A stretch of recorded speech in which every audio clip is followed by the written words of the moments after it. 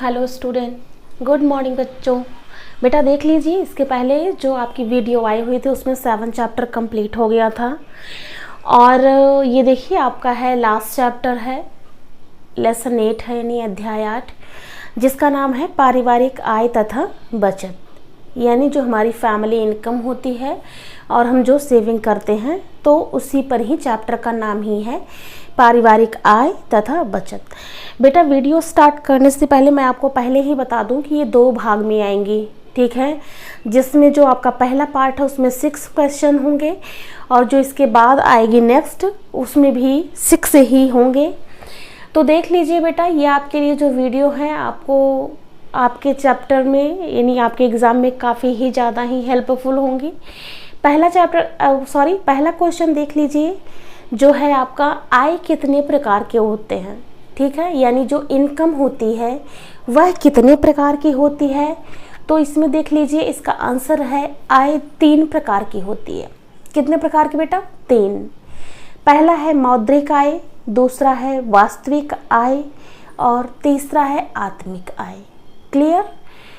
यानी एक बार फिर से देख लीजिए, आपको इजीली याद भी हो जाएगा। आय 3 प्रकार के होते हैं। पहला है मौद्रिक आय, दूसरा है वास्तविक आय और तीसरा है आत्मिक आय, ठीक है।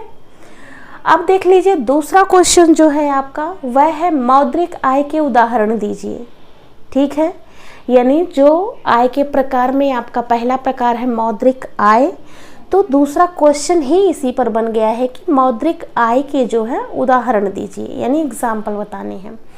इसमें देख लीजिए, पहले तो आप देख लीजिए मौद्रिक आय कहते किसे हैं? परिवार के सदस्य कार्य करने के फलस्वरूप जो मुद्रा पाते हैं उसे ही हम मौद्रिक आय कहते हैं। क्लियर? यहाँ तक की बात क्लियर है? अब देख लीजिए, जैसे यानी एग्जाम्पल भी तो देना है। परिवार के लिए मुद्रा प्राप्ति के अनेक साधन हैं, जैसे नौकरी से प्राप्त वेतन, ठीक है, व्यापार से होने वाला लाभ, मजदूर का पारिश्रमिक, यानी जो मजदूर काम करते हैं उसके बदले हम जो उन्हें पैसे देते हैं वो हो गया उनका पारिश्रमिक। क्लियर? उद्योग धंधों से प्राप्त लाभ, यानी आप कोई भी कारखाने हो, आपके पास कंपनी हो, उससे जो आपने जो भी धंधा बना रखा है अपना, ठीक है। यानी जैसे किसी की शॉप खुली हुई है, टेलर है, ब्यूटिशियन है, इस सब से रिलेटेड आप जो भी धंधे करते हैं उससे जो आपको लाभ प्राप्त होता है। निवृत्ति वेतन, यानी आप रिटायर्ड हो रहे हो उसके बाद जो आपको पेंशन मिलती है वो। बचत किए हुए धन पर मिलने वाला लाभ, यानी आपने बैंक में कुछ सेविंग कर रखी हो उस पर जो आपको ब्याज मिलता है या लाभ मिलता है, ये भी मौद्रिक आय के उदाहरण हैं। और साथ में बेटा संपत्ति से प्राप्त धन या किराया, यानी आपने जो घर बनवा रखा हो, आपने उसे रेंट पर दे रखा हो, ठीक है, तो उससे जो आपका किराया आता है, रेंट आता है, तो वो भी मौद्रिक आय के ही उदाहरण है। यहाँ तक की बात क्लियर हो गई है, मुझे ऐसा लग रहा है। अब देख लीजिए तीसरा क्वेश्चन है आपका, अपने परिवार को उपलब्ध वास्तविक आय की व्याख्या करो। यानी आपको अपने परिवार के लिए जो वास्तविक आय उपलब्ध है, ठीक है, उसकी एक्सप्लेन करनी है, ठीक है। अब देख लीजिए, इसमें किसी एक समय में परिवार को उपलब्ध सभी वस्तुएं एवं सेवाएं वास्तविक आय में सम्मिलित की जाती हैं, ठीक है। यानी किसी एक समय में परिवार को उपलब्ध सभी वस्तुएं, ठीक है, एवं सेवाएं जो भी हैं वह वास्तविक आय में सम्मिलित की जाती हैं। यह आय समय के साथ बदलती रहती है, यानी ये फिक्स नहीं होता है। यह आय जो है इसमें परिवर्तन होते रहते हैं। वास्तविक आय 2 प्रकार की होती हैं। कितने प्रकार की बेटा? 2 प्रकार, जिसमें आपका पहला है प्रत्यक्ष वास्तविक आय और दूसरा है अप्रत्यक्ष वास्तविक आय, ठीक है बेटा। अब देख लीजिए वास्तविक आय की क्वेश्चन में ही सबसे ऊपर ही पहले लिखा है कि उपलब्ध वास्तविक आय की व्याख्या करनी है, ठीक है। अब यहाँ तक की तो आपकी बात क्लियर हो गई कि वास्तविक आय जो है वह 2 प्रकार की होती है। पहला है प्रत्यक्ष, दूसरा है अप्रत्यक्ष, ठीक है। अब देख लीजिए बेटा, इसमें आप पहले हेडिंग डालोगे प्रत्यक्ष वास्तविक आय। इसमें देख लीजिए, प्रत्यक्ष वास्तविक आय वह आय है जो परिवार को की ठीक है, परिवार की जो वस्तुएं हैं, ठीक है, एवं सेवाओं के रूप में प्राप्त होती है, ठीक है, तथा जिसके लिए परिवार को धन व्यय नहीं करना पड़ता, यानी खर्च नहीं करना पड़ता, जैसे नौकरी करने वालों को वेतन के अतिरिक्त कार्यस्थल से प्राप्त सुविधाएं, ठीक है, जैसे रहने के लिए घर, स्कूटर या कार, नौकर, टेलीफोन, चिकित्सा सुविधा आदि। यानी जो प्रत्यक्ष वास्तविक आय है, इसमें जो कर्मचारी होते हैं उन्हें अपने जो सैलरी होती है, जो नौकरी करते हैं, उसमें से अतिरिक्त खर्च करने की ज़रूरत नहीं होती है, वो उनकी सेविंग होती रहती है। और उसमें क्या होता है, वेतन के अतिरिक्त जो है उन्हें कार्यस्थल यानी घर की भी सुविधा प्रोवाइड कराई जाती है। स्कूटर या कार, नौकर, टेलीफोन, चिकित्सा सुविधा आदि भी प्रत्यक्ष वास्तविक आय के अंतर्गत प्रोवाइड कराई जाती है, ठीक है। अब देख लीजिए आप अप्रत्यक्ष वास्तविक आय यानी दूसरी हेडिंग देख लीजिए। इसमें है परिवार के सदस्यों के ज्ञान व कार्य कुशलता के फलस्वरूप प्राप्त होने वाली सेवाएं, जैसे डॉक्टर सदस्य द्वारा चिकित्सा सेवा, घर व स्वेटर बुनना, कपड़े सिलना, जाम जाली मुरब्बा आदि बनाना, ठीक है।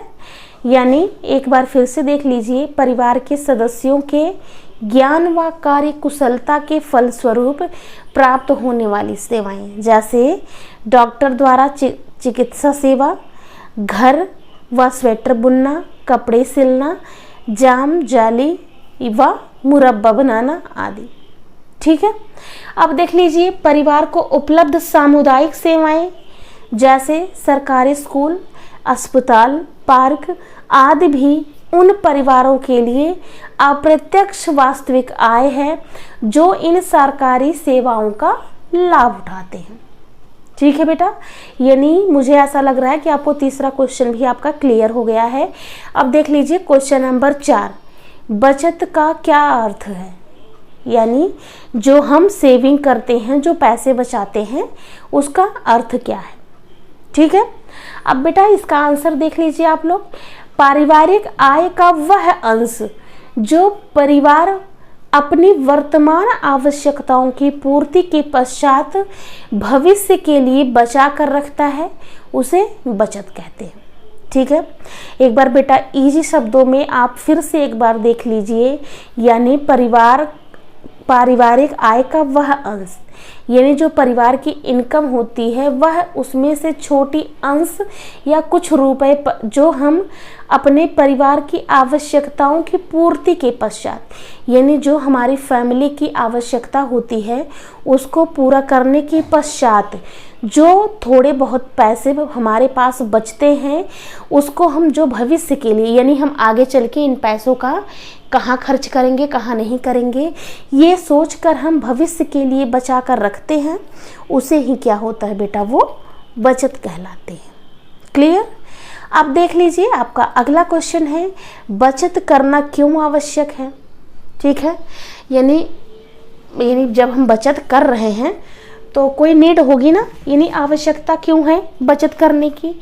इसमें देख लीजिए बेटा जो आंसर है, बचत की प्रत्येक परिवार को निम्नलिखित उद्देश्यों की पूर्ति के लिए बचत करना आवश्यक है, जिसमें आपका पहला है आपातकालीन स्थितियों का सामना करने के लिए, दूसरा है सुरक्षित भविष्य के लिए, तीसरा है पारिवारिक लक्ष्यों की पूर्ति के लिए, चौथा है पारिवारिक जीवन स्तर को ऊंचा उठाने के लिए, और लास्ट है आपका अन्य आकस्मिक कार्यों के लिए, ठीक है, या अन्य आकस्मिक खर्चों के लिए। अब इसको आप समझेंगे कैसे, तो बेटा इसमें जो पहला पॉइंट है आपातकालीन स्थितियों के लिए, इसमें बेटा ये होता है कि कई बार ऐसे होता है कि परिवार के सामने कई ऐसी संकट आ जाते हैं, संकटकालीन स्थितियां आ जाती हैं, जिनका सामना करने के लिए हमें बेटा क्या करना होता है, अतिरिक्त धन की यानी अतिरिक्त खर्चे की आवश्यकता होती है। ऐसे समय में बचत किया हुआ धन ही सभी को बेटा पता है कि जो हम ऐसे समय में जब हमारे पास संकट की घड़ी आती है तो हम जो सेविंग किए रहते हैं हमें वही पैसे ही काम आते हैं। ठीक है, अब दूसरा देख लीजिए, आपका दूसरा है सुरक्षित भविष्य के लिए। ठीक है, यानी सुरक्षित आर्थिक भविष्य के लिए बचत करना बहुत ही ज़्यादा ज़रूरी है। जैसे कोई बुजुर्ग व्यक्ति है, ठीक है, वृद्ध यानी वृद्धावस्था में जब व्यक्ति काम करने योग्य नहीं रहता है और आय कम हो जाती है, तब यह जो है बेटा बचत की हुई धन या राशि काम आती है। ठीक है, आपका तीसरा पॉइंट है पारिवारिक लक्ष्यों की पूर्ति के लिए। ठीक है बेटा, इसमें देख लीजिए पारिवारिक लक्ष्यों की पूर्ति के लिए बचत किया हुआ धन काम आता है। जैसे एक निम्न आय वर्ग का परिवार बचत किए हुए धन से ही बच्चों को क्या करता है बेटा, वो जो पैसे उसने सेविंग किए होते हैं, तो सभी चाहते हैं सारे माँ बाप कि उसके बच्चों को उच्च शिक्षा मिले, तो उसके लिए क्या करते हैं, एक मध्यम वर्गीय परिवार के लोग जो पैसे बचा के रखते हैं बेटा, वह जो है उसी धन से ही वह अपने बच्चों को उच्च शिक्षा दे देते हैं या दिला सकते हैं। अब देख लीजिए आपका फोर्थ पॉइंट है पारिवारिक जीवन स्तर को ऊंचा उठाने के लिए।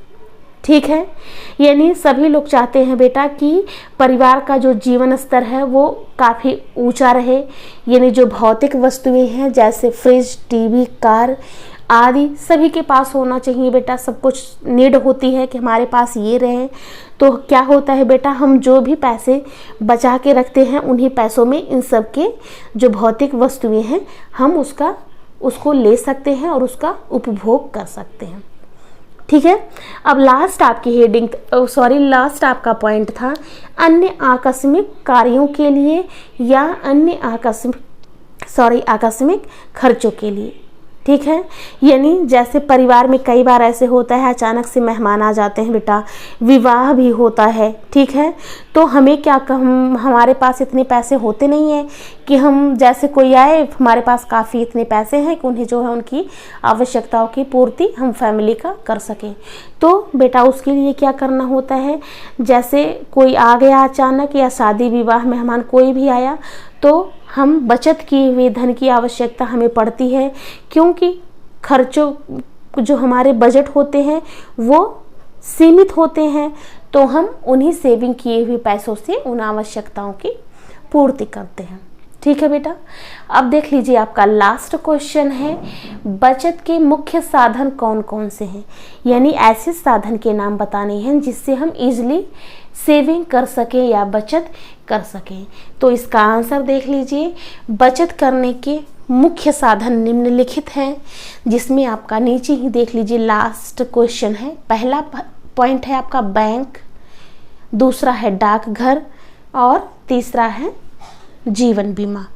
ठीक है, यानी हम जो बचत करेंगे चाहे वो बैंक में जमा कर दें या डाकघर में बेटा कई ऐसे स्कीम्स आती रहती हैं हम उसमें कर सकते हैं, और हम जीवन बीमा यानी LIC भी कर सकते हैं। बेटा अब आपके जो ये वीडियो है यही 6 क्वेश्चन पर ही ख़त्म होता है। इसके आगे की वीडियो जो है आपको अगले दिन नेक्स्ट पे मिलेंगी। ठीक है बेटा, थैंक यू।